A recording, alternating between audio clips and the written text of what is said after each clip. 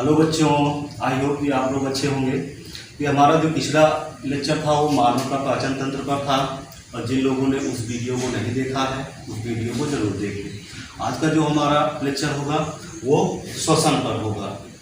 तो आइए स्टार्ट करते हैं। देखिए, किसी भी जीव को जीवित रहने के लिए जो है ऊर्जा की आवश्यकता होती है, और वो ऊर्जा हमको कहाँ से मिलता है? पोषण से मिलता है। जब हम भोजन ग्रहण करते हैं पोषण के रूप में, तो उसका क्या होता है? पाचन होता है। देखिए, पाचन के फलस्वरूप जो है, जो पाचन होता है वो एक रस के रूप में जो है क्या हो जाता है? रस के रूप में रहता है, और वो ग्लूकोज के रूप में, ग्लूकोज। अब ये ग्लूकोज जो है कोशिकाओं में क्या हो जाते हैं? एकत्र हो जाते हैं, और इसी ग्लूकोज का क्या होता है? ऑक्सीकरण होता है। ऑक्सीकरण के फलस्वरूप ग्लूकोज का क्या होता है? ऑक्सीकरण होता है, और ऑक्सीकरण के फलस्वरूप जो है ऊर्जा बनाता है, ऊर्जा बनती है। और जो ऊर्जा बनती है वो एटीपी के रूप में बनती है। जो ऊर्जा बनती है किसके रूप में बनती है? एटीपी के रूप में बनती है। तो हमने पोषण और पाचन के बारे में पहले ही डिस्कस कर चुके हैं। अब आज का जो लेक्चर होगा वो किस पर होगा? श्वसन पर होगा। तो श्वसन के बारे में समझते हैं कि श्वसन की परिभाषा क्या होती है, पहले इसको समझते हैं।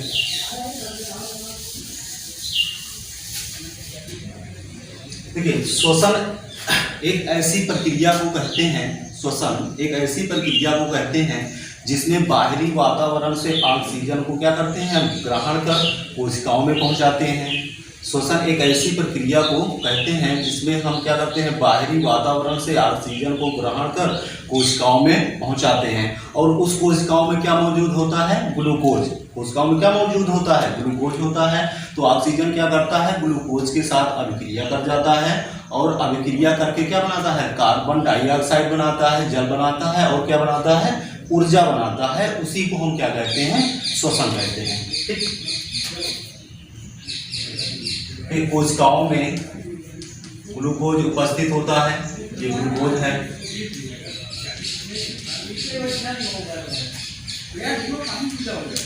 ऑक्सीजन आता है कोशिकाओं में, और ये ग्लूकोज के साथ क्या कर जाता है? अभिक्रिया कर जाता है एंजाइम की उपस्थिति में, एंजाइम की उपस्थिति में। और क्या बनाता है? कार्बन डाइऑक्साइड बनाता है, जल बनाता है, और ऊर्जा बनाता है। ऊर्जा जो बनता है वो एटीपी के रूप में ऊर्जा बनता है। ठीक, अब देखिए, यहाँ से जो कार्बन डाइऑक्साइड बनता है ये पुनः जो है हम उसको क्या कर देते हैं? उसी के माध्यम से बाहर वायुमंडल में बाहर कर देते हैं हम वायुमंडल में। और ये जो जल बनता है ये जो है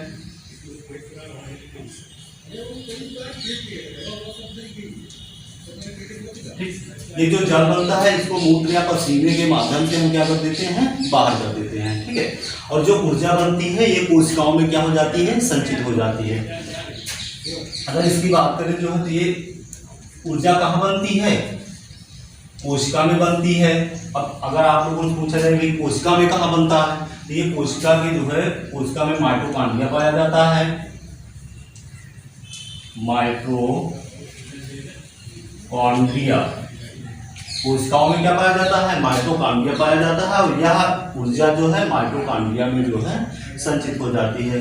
और हम यूज के हिसाब से जो है यहीं से एनर्जी जो है धीरे धीरे जो है समाप्त होती रहती है। ठीक, देखिए, एटीपी का जो फुल फॉर्म है, एटीपी का फुल फॉर्म कभी कभी एग्जाम में पूछा जाता है, तो एडिनोसिन ट्राइफॉस्फेट,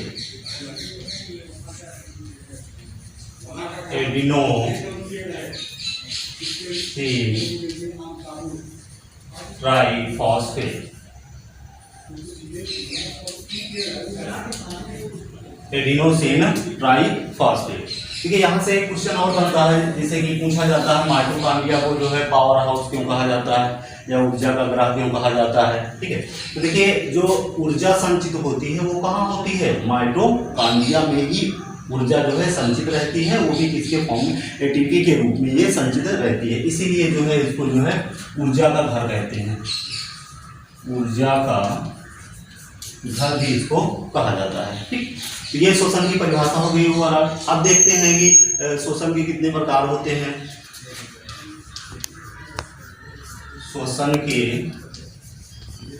प्रकार, ठीक है, शोषण दो प्रकार से होता है। शोषण जो होता है ये दो प्रकार से होता है।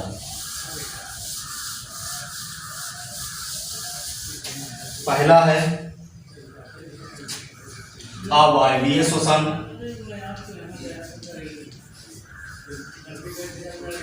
अवायवीय शोषण, और दूसरा है वायवीय शोषण।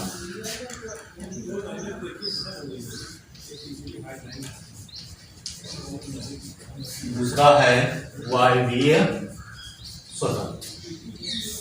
तो इसके बारे में समझते हैं कि भाई अवायवीय शोषण क्या होता है और वायवीय शोषण क्या होता है। देखिए अवायवीय शोषण क्या होता है, इस क्रिया में, अवायवीय शोषण में क्या होता है, इस क्रिया में ग्लूकोज क्या करता है, ऑक्सीजन की अनुपस्थिति में, ऑक्सीजन की अनुपस्थिति में अभिक्रिया करके जो है क्या बनाता है, कार्बन डाइऑक्साइड बनाता है और प्लस एथेनॉल बनाता है। ठीक, तो अगर पूरी प्रक्रिया को समझे तो अवायवीय शोषण में क्या होता है कि इस क्रिया में जो है ग्लूकोज क्या करता है, C6H12O6 ऑक्सीजन की अनुपस्थिति में, ऑक्सीजन की अनुपस्थिति में अभिक्रिया करके कार्बन डाइऑक्साइड प्लस एथेनॉल बनाता है। ठीक, तो इसी को क्या कहते हैं, अवायवीय शोषण कहते हैं, जिसमें जो है ग्लूकोज ऑक्सीजन की अनुपस्थिति में जो है अभिक्रिया करके कार्बन डाइऑक्साइड बनाता है और क्या बनाता है, एथेनॉल बनाता है। देखिए इस अभिक्रिया में क्या होता है कि जैसे कि अगर ऑक्सीजन की उपस्थिति में अभिक्रिया होती है तो हमारे मांसपेशियों में जो है लैक्टिक अम्ल इकट्ठा हो जाता है। लैक्टिक अम्ल हमारे मांसपेशियों में, मांसपेशियों में लैक्टिक अम्ल,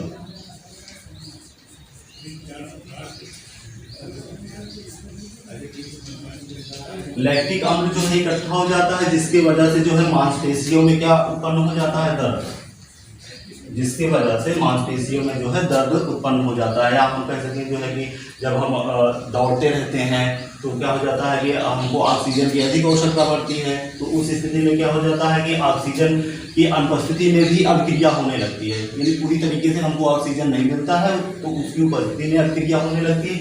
इसीलिए हमको जल्दी थकावट या मांसपेशियों में दर्द, घुटनों में दर्द, तो इसी कारण ये लैक्टिक अम्ल जो है बनना शुरू हो जाता है, इसी कारण से ये हो जाता है। ठीक, तो इसको कहते हैं अवायवीय शोषण। अब आते हैं वायवीय शोषण क्या होता है। देखिए इस क्रिया में ग्लूकोज क्या करता है, ऑक्सीजन की उपस्थिति में अभिक्रिया करता है। इस क्रिया में क्या होता है, ग्लूकोज ऑक्सीजन की उपस्थिति में अभिक्रिया करके क्या बनाता है, कार्बन डाइऑक्साइड बनाता है, जल बनाता है और ऊर्जा बनाता है। C6H12O6 ऑक्सीजन की उपस्थिति में अभिक्रिया करता है, कार्बन डाइऑक्साइड प्लस जल प्लस ऊर्जा बनाता है एटीपी के रूप में। ठीक, इसी को हम कहते हैं वायवीय शोषण, इसी को वायवीय शोषण कहते हैं, जिसमें ग्लूकोज क्या करता है, ऑक्सीजन की उपस्थिति में अभिक्रिया करके कार्बन डाइऑक्साइड, जल और ऊर्जा बनाता है। और यह ऊर्जा किसके रूप में होता है, एटीपी के रूप में। हमने पहले भी बता दिया था कि ऊर्जा जो है एटीपी के फॉर्म में होता है और यह कहाँ स्थित होता है, कोशिकाओं में स्थित होता है। कोशिकाओं में कहाँ स्थित होता है, तो माइटोकॉन्ड्रिया में ये स्थित होता है। ठीक, ये शोषण के बारे में है। अब इसके बाद हम आगे बढ़ते हैं पौधों में शोषण। इसके बाद हम शुरू करते हैं पौधों में शोषण। पौधों में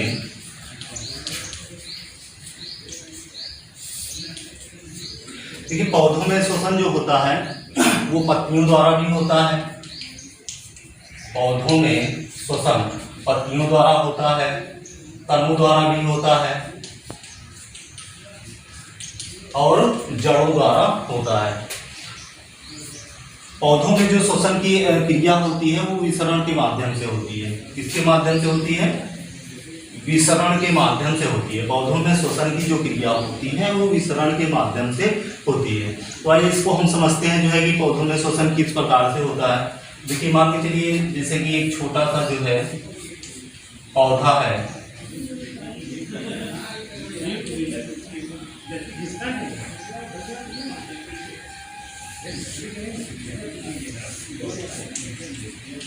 ये यहाँ पर रूट हेयर पाया जाता है जिसको हम मूल रोम कहते हैं। ये आपका तना है और ये आपकी पत्तियां पत्ती है। देखिए इसमें होता क्या है कि मान लीजिए चलिए जैसे कि यहाँ सूर्य है, सूर्य का प्रकाश जो है पत्तियों पर पड़ रहा है। देखिए क्या होता है कि यहाँ रूट हेयर है, तो रूट हेयर से क्या करते हैं, जल को ये अवशोषित करते हैं। पौधे जो है मूल रोम से जल को क्या कर देते हैं, अवशोषित करके जो है पत्तियों तक ले जाते हैं। ठीक है, जब पत्तियों में जो है जल पहुंच जाता है, कहाँ पत्तियों में पहुंच जाता है, सहायक कोशिकाओं में। हमने आप लोगों को बताया था रंध्र के बारे में, तो रंध्र में पाया जाता है सहायक कोशिकाएं। तो सहायक कोशिकाओं में जब जल इकट्ठा हो जाता है तो क्या हो जाता है, तो मतलब कि सहायक कोशिकाएं फूल जाती हैं, जिसके कारण से रंध्र क्या हो जाता है, खुल जाता है। जब रंध्र खुल जाता है तो क्या करता है कि वहाँ वायुमंडल से कार्बन डाइऑक्साइड और सूर्य के प्रकाश को क्या कर देते हैं, अवशोषित कर लेती हैं। अब पत्तियां हरी क्यों होती हैं, तो हरित होने का क्या कारण है कि पत्तियों में क्या पाया जाता है, क्लोरोफिल पाया जाता है। और ये कहाँ क्लोरोफिल उपस्थित होता है, हरित लवक क्लोरोप्लास्ट में क्लोरोफिल उपस्थित होता है, जिसकी वजह से पत्तियां क्या हो जाती हैं, मतलब क्या होती हैं, हरी होती हैं। और उस क्लोरोफिल की वजह से ही वो क्या करता है, सूर्य के प्रकाश को अवशोषित कर लेता है। ठीक, जब रंध्र खुल जाता है तो ये क्या करते हैं, हम वायुमंडल से कार्बन डाइऑक्साइड को क्या कर देते हैं, ग्रहण कर लेते हैं। कार्बन डाइऑक्साइड को ग्रहण करते हैं और पत्तियों में क्या मौजूद है, जल। सूर्य के प्रकाश की उपस्थिति में, सूर्य के प्रकाश की उपस्थिति में और क्लोरोफिल की उपस्थिति में, क्लोरोफिल की उपस्थिति में ये अभिक्रिया करके क्या बनाते हैं, C6H12 को 6 बनाते हैं, प्लस क्या बनाते हैं, ऑक्सीजन बनाते हैं और जल भी बनाते हैं। ठीक है, तो ये ग्लूकोज जो बनता है ये पौधों का क्या होता है, मुख्य भोजन होता है। अब देखिए यहाँ पर दो चीजें आप लोगों को पढ़ना बहुत आवश्यक है, एक जाइलम के बारे में, जाइलम, और दूसरा है फ्लोएम।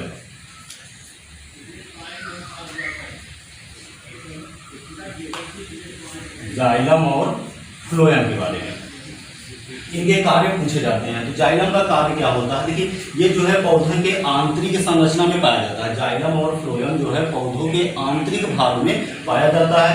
जाइलम का क्या कार्य क्या होता है, ये क्या करते हैं, मूल रोमों द्वारा जल को अवशोषित करके पत्तियों तक पहुंचाने का कार्य करते हैं। तो ये जल को क्या करते हैं, अवशोषित करते हैं, जल को अवशोषित करते हैं।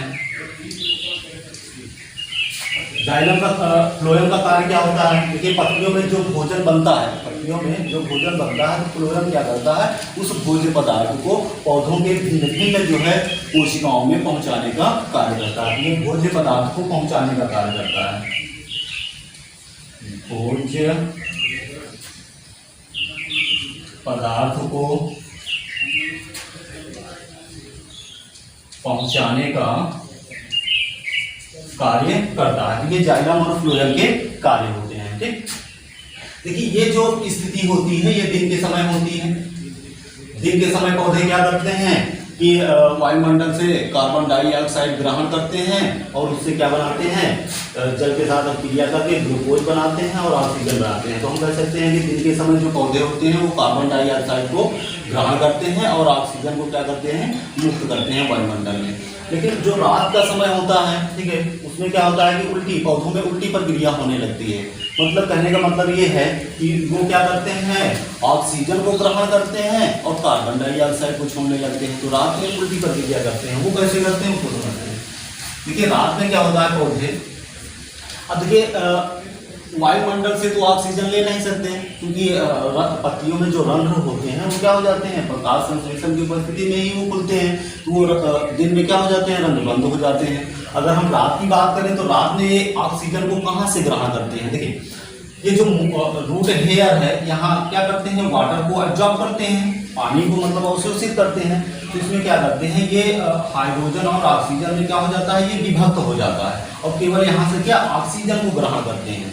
ऑक्सीजन को क्या करते हैं, ये ग्रहण करते हैं और दिन में ये भोजन को बना लेते हैं ताकि जो है रात में भी इनकी पूर्ति हो सके। ठीक है, तो ये क्या करता है कि जो ऑक्सीजन होता है, देखिए जैसे C6H12O6, ये क्या करता है, ऑक्सीजन की उपस्थिति में अभिक्रिया कर जाता है। ऑक्सीजन भाई यहाँ से रूट मूल रूप से क्या लिए हैं, ऑक्सीजन लिए हैं। ऑक्सीजन क्या करेगा, ग्लूकोज, इसमें क्या है, कोशिकाओं में खोज पदार्थ है, अभिक्रिया करके क्या बनाते हैं, कार्बन डाइऑक्साइड बनाते हैं। ठीक है, तो ये कार्बन डाइऑक्साइड जो है, हमने कहा था कि केवल पत्तियों से ही गैसों का आदान प्रदान नहीं होता है, कहाँ तनों से होता है, जड़ों के माध्यम से होता है। जो कार्बन डाइऑक्साइड बनता है वो तनों या जड़ों के माध्यम से ये वायुमंडल में क्या हो जाता है, बाहर हो जाता है। तो रात के समय में क्या होता है, ये उल्टी प्रक्रिया करते हैं पेड़ पौधे। ये पूरा हो गया पौधों में श्वसन के बारे में। इसके बाद हम जानते हैं जंतुओं में श्वसन के बारे में। जंतुओं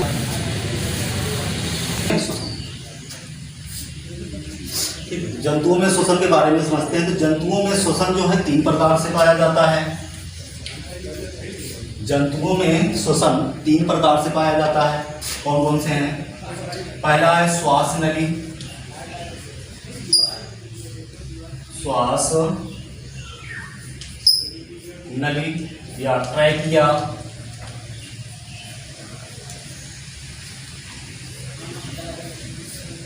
दूसरा है गिल्स,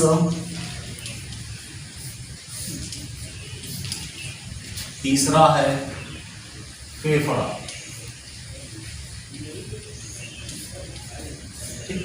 तो जंतुओं में अगर श्वसन की बात करें तो जंतुओं में श्वसन 3 प्रकार से पाया जाता है। पहला है श्वास नली या ट्रैकिया के द्वारा, दूसरा है गिल्स के द्वारा और तीसरा है फेफड़े के द्वारा। ठीक, तो इसको समझते हैं श्वास नली या ट्रैकिया के द्वारा। तो देखिए श्वास नली या ट्रैकिया के द्वारा जो है आपके जो कीट होते हैं वे श्वसन करते हैं।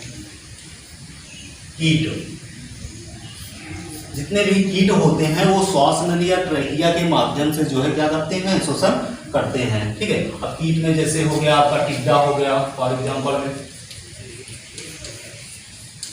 टिड्डा हो गया, तिलचट्टा हो गया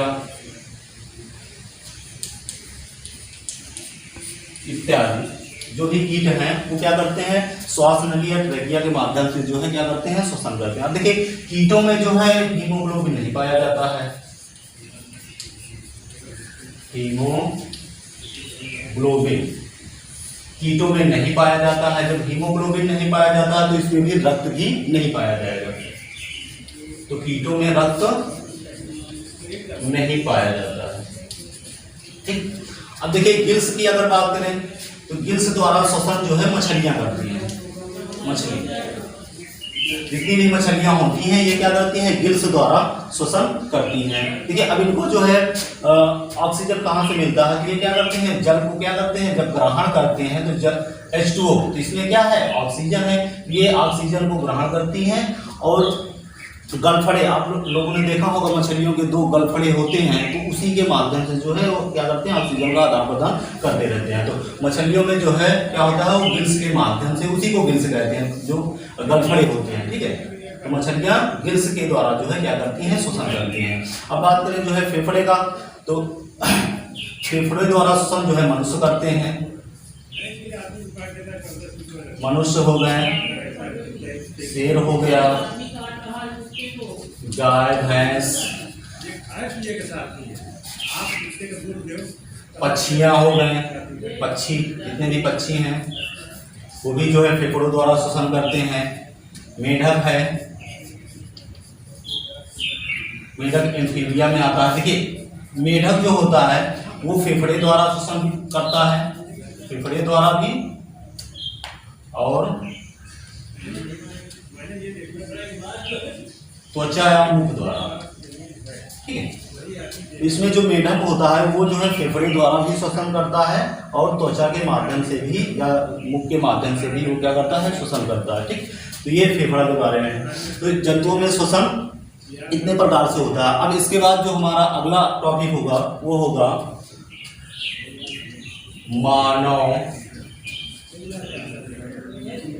मानव का श्वसन तंत्र, मानव का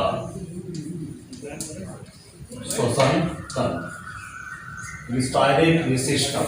ठीक, तो आप लोगों को अगले लेक्चर में जो है मानव का श्वसन तंत्र पढ़ाएंगे।